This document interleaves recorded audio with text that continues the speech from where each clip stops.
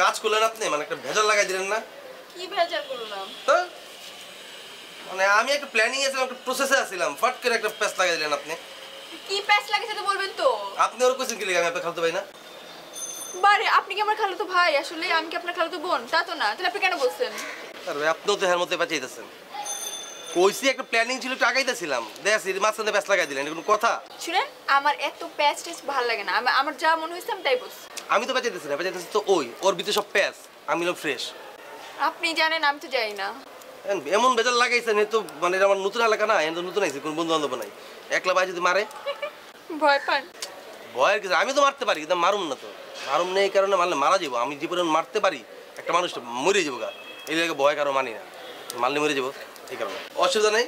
কইসো কইসো, কোনো সমস্যা নাই, দেখে এমনি কি ম্যানেজ করছে। কিন্তু এরপর কোনো প্রশ্ন করলে প্লিজ আপনি আল্লাহর রাস্তায় এসে আমার জিজ্ঞেস করবেন যে এইটা কি উত্তরটা কি, আমি যেটা বলে দেবো সেই অ্যান্সারটা তারা দিবা।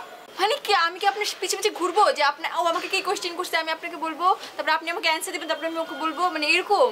তুমি আমার বেশি করবা কেন? আমি তোমার বেশি করবো বোকা, আমি দায়িত্ববান ছেলে না, দায়িত্ব নিয়ে নিচ্ছি, অসুবিধা নেই। আপনি এরকম কেন? আমি এরকমই, কিছু খাইবা খেলে খাও না, মেজাজ খারাপ আছে, খাওয়া নাই মারা ঠিক নেই, খাইবা কিছু? হ্যাঁ। কি খাইবা?